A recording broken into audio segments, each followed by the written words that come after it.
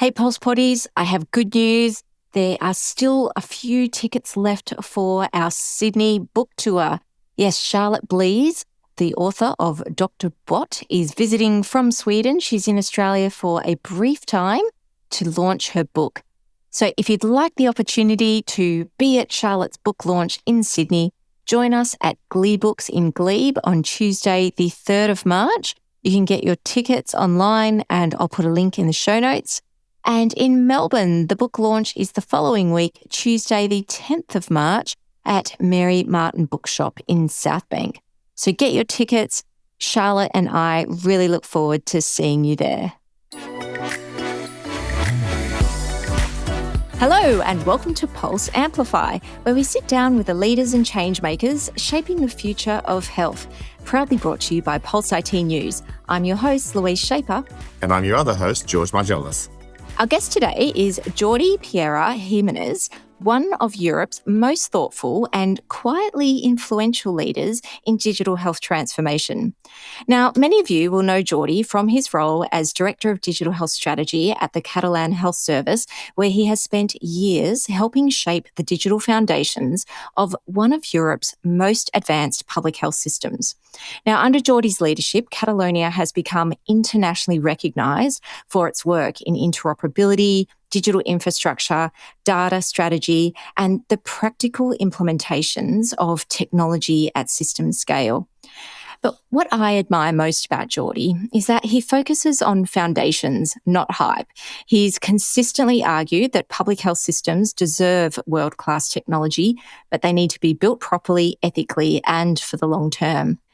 Recently, Jordi announced he would be stepping down from his formal role in Catalonia, not because the work is finished, but because, as he put it, the foundations are strong for others to build on. And it's a rare kind of leadership that knows when to build and when to pass on the baton. Jordi, it's an honour to have you here and welcome to the Pulse Pod studio. Thank you for having me. Yes, Jordi, it's really great having you here. And if memory serves me correct, when we met last time in Barcelona, you told me Jordi is the Catalonian version of George. Is that correct? That's correct. So we've got two Georges on the call today, Louise. Oh, perfect. Okay, then. Well, I'm glad to be in the middle of you both. All right, Jordi. Now, in your resignation note, you wrote something that really struck me, and I think it struck many people. And you said that public positions shouldn't be held indefinitely and that the foundations are strong enough for others to build on. But many listeners would have been in similar roles, and it's really hard to step back from those titles and roles. But what foundations do you think that most health systems still haven't built yet? And what are we pretending that we've solved? That's two very good questions. So regarding the missing foundation, I believe that most healthcare systems have invested heavily in applications, but not really put in place meaningful infrastructures. We have many, many different systems, but not a shared language between all of them. And this is opposite industrial sectors that have moved towards platform infrastructures and economies. And I think that we in healthcare, we should be doing the same. We say we have digitized healthcare, but the truth is that we haven't made it really digital. This is not just another IT project. Here we have a lot of humans involved, whether you are a healthcare professional, whether you are a patient. And when we think in digital, there's a lot of thinking that we need to do when it comes to the care processes or the care pathways. One very good example, I believe, it's what we name the digital front doors. Now we are trying everyone to come through these digital front doors. We use risk stratification algorithms, but at the same time, we need to think about those who have access to the technology, those that do not have the sufficient skill set to go into it. And does that apply to the clinicians as well as to the patients, the consumers of healthcare? I believe, yes. We have a workforce which is quite old, and we are pretending that they should be using all these new technologies that we are dropping into their clinical workstation. And I think that here it's really important, the co-design process, the change management, and really putting an effort to understand how do they work and to provide them the sufficient tooling for them to understand how to use these tools and how to implement them in their day-to-day activities. From your experience, how can we keep getting this wrong? 20 years ago, the literature was saying, yes, this is not an IT project. This is digital transformation. This is about people and organizations and processes. And here we are in 2026, and often we still get it wrong. Why do you think that is? I think we can pretend that we will purchase some technology and the vendor will help us fix all the other problems that you were mentioning. So the governance, the care processes, the pathways. We see in implementation, especially in very big hospitals, third-level hospitals here in Europe, in which you have a lot of medical doctors, very well known, and it seems that they are not able to agree between them. But you put in the middle an EMR, EHR system that will make them work in the same way. I believe that we should be putting more effort in the human aspects because that's the only way we will get more uptake and user buy-in of these new technologies that we are deploying. If not, we end up with a lot of things that are never used or projects that die because we haven't put enough thought into them. So interoperability has been a big buzzword in our industry for many years now, but you used a very interesting term in the previous discussion around interoperability theatre. I love that term. What do you mean by interoperability theatre? I say it's a theater because in theater, decorations are weak. They are made of cardboard instead of concrete. They are meant for a specific function. They do not last for long. I say it's a theater because it fakes the reality. Organizations claim or they even believe that they can share data in between different boundaries. But what they actually do is move data point to point using very weak interfaces without really preserving the meaning of this data. It may look like proper interoperability from the outside, but it's not really. So interoperability theater is when you believe that you can move data between A to B, but nobody at B can really use it without calling someone at A to understand what it really means. That's what I mean with interoperability theater. That's interesting because we've seen things like connectathons where they demonstrate all this happening, but when it's implemented in real world, it just seems to all fall over. It is theatrical. And how do we resolve that? Like, I've been thinking a lot about this recently because we have many health systems now, just pick one vendor and we're going to make everyone go through that. But when I started in this field, we used to have a term called best of breed, and that sort of went out of favour. But I would have thought with the progress that we've made in data standards, it's never been a better time to go, okay, we've got 3 different systems that best meet our needs and we can make them all share data easily and be truly interoperable. And yet we don't seem to be doing that by and large because technically it can be done. So is that workforce issue where people aren't confident in how to actually make that data flow so it really is true interoperability? What do you think, Jordi? Well, that's also a very good question. Let me first build on the best of breed because I believe that you have a point in there, which is one that we shouldn't neglect versus the approach of the monolithic solution. So best of breed was originally meant or allow healthcare systems to pick the best from the market and ensure a fair competition in between the different vendors for them to be competing on quality of the products. And we, as the client, as the ones holding the purchaser power, deciding what is best for us. But the problem in all of this was interoperability. We set up a very low bar, and at the end, it's an agreement of the damn best. So basically, for 2 systems to speak in between them, we adapt the level of conversation to the damn best of them. That was the original best of breed. Then big vendors came in and they started to take more and more bites of the different functionalities that we need in healthcare systems. And at the end, they basically coped everything or every other functionality that you would need in a healthcare setting. And with this, they said, well, now there are no integration problems. Use my solution, there will be no integration problem. That's true. The problem with this is that once you put this thing in the middle of a healthcare system, you are killing innovation around it because basically they provide everything for you. So the healthcare system, which is the industrial area in which all countries in the world spend the most money, it's the first pillar of the welfare state, and it's a source of wealth creation for a specific ecosystem. You are locking it in to a specific vendor, And your citizens who could benefit of this wealth creation around it, they cannot take advantage because you have put the monolith in the middle. To all of this, there is an alternative. The monolith has one thing, theoretically, and it's that it uses a common data model. And therefore, because it uses a common data model, data flows better in between the different functionalities of the software. What if we can take the best of both worlds? What if we can take the best of breed? And what if we can take the best of the monolithic approach, which is this common data model? What if we decide to put in the middle of the ecosystem a common data model? It's what we name the knowledge-driven platform. In the UK, they name it the open platform in healthcare, which means a common data model, a set of open APIs on top for software builders, and then all the specifications and homologation process being transparent to the ecosystem. So our industry partners can develop on top of these specifications. If we advance towards this, vendors compete in the quality of their solutions, not in locking us in. And therefore, this platform becomes a hub of solutions that at the end benefits the purchaser because you get the best value for money, because you can go best of breed, but without data being lost in the patch integrations. I guess one of the challenges we face with that model is that in countries like Australia, where we've had some systems in place now for 20 or 30 years, these legacy systems have locked down their own data models. Countries which are new to EHRs, they probably have an advantage over countries like Australia, which are locked in.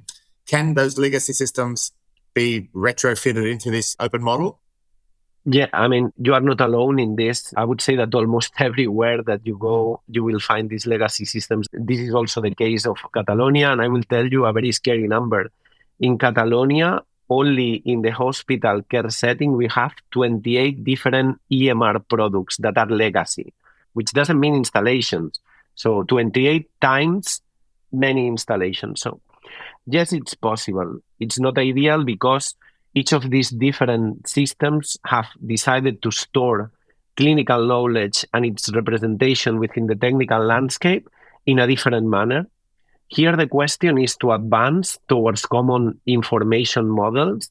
And I think in Australia, you have a very good experience, which is the Australian CDI that is happening under the Spark, the FIRE accelerator, in which you get clinicians to finally put their brains into agreeing on how best to represent a specific care pathway. In this care pathway, you will have individuals or different roles that have information needs. You represent them with these open standards that are available and ready for us to use. And then from there, you start building software on top. And that's the ideal process if we could start from a greenfield. But your question was not this one, George. Your question was, when it's not greenfield and we have all these legacy systems, what can we do? Well, I think that there is a transition process.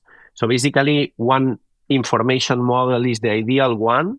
And I think that every time that we have an opportunity to replace a piece of legacy system, to do a new procurement, we should first conduct the exercise of agreeing on the information models. Then we launch the procurement and we force the vendor to abide to such an information model. With the legacy systems, we can do things in between. The mappings won't be perfect. It will still be mappings, and we will have to live with that until we are able to get rid of all these solutions. That's the only approach that you can take with this, I believe.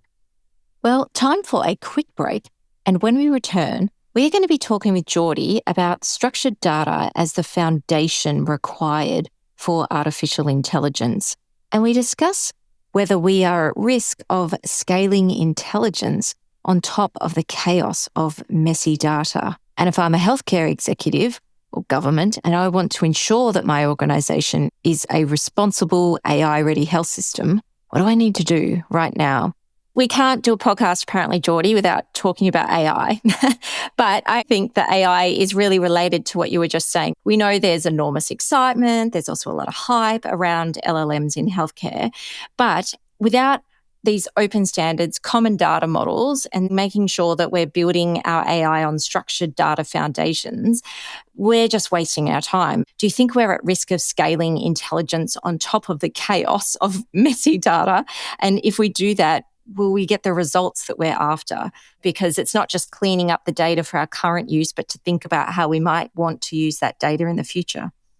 Yes, you're absolutely right. I will start by saying that you find a huge corpus of research that talks about the quality of health data in medical records. In there, you will find studies related to duplication of data. So a lot of clinicians not having enough time or not being properly trained to document the medical record and doing copy pasting from previous clinical notes. There is a study from New York, I believe it's from the Presbyterian Hospital, in which they found that in the clinical notes, more than 50% of the clinical notes were copy-paste from previous ones. They conducted this study again quite recently, and now it was almost 60%. That's one thing. Oh, it went up. Yes. Then the next thing is how these medical records or these systems have been engineered and the lack of usage of common standards to represent this clinical knowledge within the technical landscape. And we know that in every other research project that we are using this data, and especially when we are building data products, we spend maybe 80% of the time trying to identify this data, cleaning this data, and really trying to get to the deepest meaning of this data. And most of the times, you don't really know in which context this data was collected. So if you imagine a measure of a blood pressure, systolic blood pressure, diastolic blood pressure on a specific day for a specific individual, this has very low value. This has very low value because you don't know whether this was collected after 3 minutes of rest of the patient. Most of the times you don't know if it was collected manually or if it was a medical device which was calibrated enough. There's a lot of context that you are missing in there that makes this data really, really poor quality. That's another problem.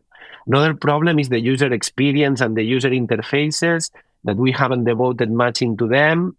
And well, clinicians do their best when documenting the medical record. So all of these problems that are very well documented is what we are then feeding these large language models. I think that we are building this in castles of sand. I like to say this, that we are building this in castles of sand instead of building in castles of stone. Here, the real problem, as you were mentioning, is the foundations in which this is built, and the foundations in which this should be built should be way stronger than they are currently. We need to advance towards this common information model agreed by clinicians that remains very robust, that it's semantically consistent, that has the context, and then from there, we will be able to deploy such models safely, because if not, these models tend to be very helpful and they invent the information that they don't have in order to try to be helpful. And that in healthcare, I believe it's quite risky. Unless we use all these new technologies in very curated data sets, such as, for example, the claims databases, that it's at the end diagnostics procedures, and it's something that for many, many, many years we've been improving the quality of this. Or once you go into the unstructured medical record, my belief it becomes a mess and the outputs are risky to be deployed in routine care. A practical question then. We know that we have a lot of very influential, high-level people with important jobs who listen to the podcast. And so for those healthcare executives or government that want to make sure their organisation is not building on sand, but they're building with strong stone foundations and then eventually moving to responsible AI-ready health system, what should they be doing now and what do they need to do to bring that about? I think that we should be thinking more on really building the foundations and the infrastructure. Now, all over the place, you see, and it's not just in healthcare, but in other sectors, people is talking about digital public infrastructure, which is these essential components of infrastructure that will allow, in our case, our healthcare system to become digital on top of very strong infrastructure components. Now there's a very interesting work that we are carrying out with the WHO and ITU on building a digital public infrastructure for health, which is building on digital public infrastructure foundational components. So I believe that we should be thinking more on this digital public infrastructure in building the foundation. The foundation should be strong, should be resilient towards the future. We should be stopping, and we should break the political cycle of the shiny things. But we have a lot of shiny things. Politicians like short-term results. That's fair enough.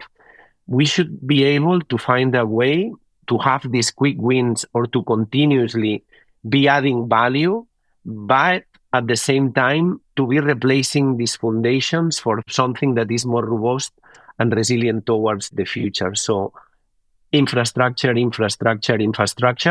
which includes infrastructure in my mind.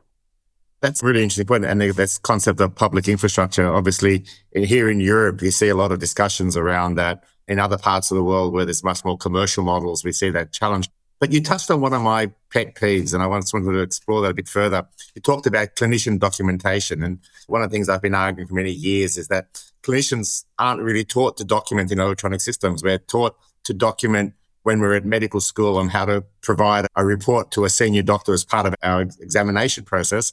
And from then on, we get a lot of education, but very little about clinical documentation. And as far as I'm aware, there are no real standards around what clinical documentation looks like. A couple of years ago, Louise had at one of the conferences she was organising in Australia, we had a US clinician and an Australian clinician compare their clinical notes. And the US notes were very much focused on optimising insurance payments, and the Australian notes were very much optimised on getting the right DRGs happening for the organisation. What do we need to train our clinicians on to understand that their documentation is the core of what is in our medical systems? And as you pointed out, if it's 60% cut and paste, we're just replicating what may well be bad information down the system. That's a very good point. And it's also very close to me professionally. I spent a couple of years working for the American Health Information Management Association. They are the librarians of the medical record or the curators of the medical record. They have the best standards, the gold standards in the world, not just for coding, but also for clinical documentation. They help organizations on how to improve the way they document in the medical records. There's a lot, obviously, oriented towards getting more money from the insurance. That's clear. But depending on the healthcare system, it's also more oriented to a better foundation in order to deliver better care for the citizenship and also to have more information for proper healthcare commissioning and healthcare planning, which is also interesting for national health system-based systems. So I think that you are absolutely right that we need to deliver much more training to clinicians, making them acknowledge that what they document will last in there for the ones that come after them. If we look into healthcare delivery as a value chain, the activities that the one before you is performing, you are building on those in order to add more value to the final product, which at the end is delivering better care to citizens. So I believe that clinicians need to be more conscious of this. And I truly think that we need to change things. We also need to acknowledge that clinicians do not have much time to properly document the medical record. A general practitioner has in between 7 to 9 minutes per patient, and they have more than 30 patients per day. You can imagine that you need to be able to see what's happening to the patient, eventually touch the patient, and then go into your computer and store the data, which should be useful for the next one coming after you. I also think when all these medical scribes can help us fix this problem, because they are very good at this. They are very good at being able to, from these conversations, create more or less structured text. And we are seeing more and more of this. And I think that this can be a good aid. The question, again, is that we should try to build them on these common information models that should be agreed by clinicians beforehand and not just plain transcription. I just appreciated the comment about, because AI scribes obviously are a hot topic at the moment. And whilst they're refining, I agree, they do definitely have a role in helping us improve our documentation. But then we have that converse challenge of making sure they're properly reviewed so that they are accurate. So it's an ongoing discussion. Yeah, because there's 80 odd scribe companies in the world. There's probably more now, and a few big players within that. Are any of them working with HL7 and other groups on making sure that their basis is a common data model? I would say that most they aren't. And this official collaboration with SDOs is a tricky one because, as SDOs, you need to maintain yourself neutral. Something else is that some of them may be using the standards that these SDOs promote in order to build their systems on top of it. I know about a couple of Spanish AI scribe companies that are using these common standards, not because they thought it was interesting, but because in an innovation challenge that we put from the government, we asked specifically for this, and therefore they started building their solution on top of these standards. And specifically in our case, it was coupling OpenAir with SNOMED and Loink. And we have a couple of pilot projects in which this is happening. But I am sure that there is more of this, not officially direct collaboration with the SDOs, but companies building directly on the standards. I guess this demonstrates the requirements to have a good procurement process where you actually build this into procurement so that you effectively force the vendors to use those common standards to sell to organizations. So kudos to the Catalonians for that. You made in there a very good point, because when I speak with colleagues, for example, in the Netherlands, the EMR, EHR market, it's very commercial and vendor driven. They have basically two monolithic players in there, one local and one from the US. Most of the times they come and tell me, but how do you convince the vendors to do whatever you want them to do? And I told them, using the procurement is show me the money. When we use the power of the purchaser, and our only tool is the procurement and the guardrails that we are putting in this procurement for them to not escape from there, and the penalties that we put in there, then the ones that want to play, they adapt. And the ones that they don't want to play, they don't adapt. And then I'm telling them, but if you feel with all the money that you are spending in these vendors, if you feel that you have lost the power of the purchaser, sorry to tell you, but this sounds me to a monopolium, and maybe you should be thinking something else. And that's a conversation that I have had with some colleagues in the Netherlands and also in the US, spending billions in vendors and then really not having control on their installation, which to me feels, a bit odd. That happens in so many places. Australia is not immune, and I don't really get it. And, maybe there's a level of naivete there, but as the purchaser, as you said, the power should lie with you. You're the one writing out a check. So before you get that check, you have to play by our rules. And these are the rules that we're going to set.